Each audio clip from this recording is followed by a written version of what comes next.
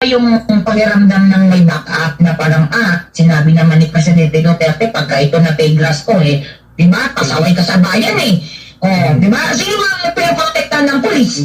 Di ba, sino ba kaya nga tayo, enforcer kaya nga tayo for peace and order so ang pinaprotektahan natin is yung mga civilian natin, yung mga mamamayan natin. Okay. May narinig na ako dyan, kuya Ako na talaga akong magalit makaihihian talo ako ng mga adik, wala akong pakialam sa inyo.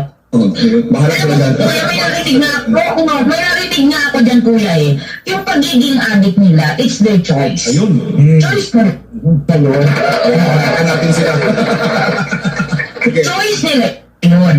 Bakit, hindi ko maintindihan dito sa ibang Pilipino, bakit sa buhay nyo, bakit ba kayo protekta sa mga adik na yan? Choice nila yan, na maging adik sila.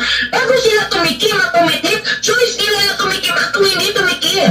Diba, biktima ng mga yan, choice na nila na maging biktima sila ng mga adik. Agree. Tama. Sila choice yun. Kaya, kuya, ibang-iba kung tatanungin mo ako ng panahon ni PRRD tsaka ngayon, kasi naabutan ko naman malayo. Malayo talaga. Malayo. At saka ramdam natin yung kumpiyansa, tama ba palang gano? Yung kumpiyansa ng taong bayan na lumabas sa gabi, araw, kumpiyansa sila talaga. Totoo, kuya! Isa pa yan! Tapos, dati pa cellphone ka pa dyan sa bibukol. Buti kung may mga block sa'yo dyan, ngayon, mag-cellphone ka dyan.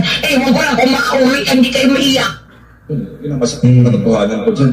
At saka mas matindi pa palang gano, may nakikita tayo na dahil na po mismo, ang Pangulo ay sinasabi niya na ito ba yung nakakababa ba ng moral ng ating mga pulisan at ang taong bayan yung ito, diretsahan tayo dito o drug test.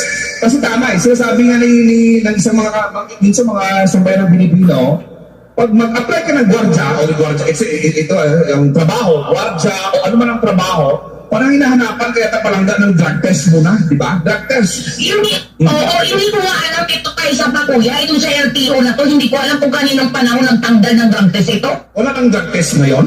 Wala na rin? Wala na! Di ba? Kahit sino na lang pwede. Yun ang magiging epekto.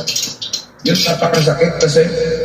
Napakasakit na yun dyan. At ito ngayon, ang punto natin dyan, na talagang nagiging mababa ang moral ng ating mga kapulisan, ng ating sambayan Pilipino, kung mismo tayo talagang hindi tayo, ang ating pangulong natin, talagang naging mahina sa kampanya dito. Hindi kasi dyan, kuya, talaga, the people should understand din yung mga pulis kasi, syempre, bilang pulis, hindi ko talaga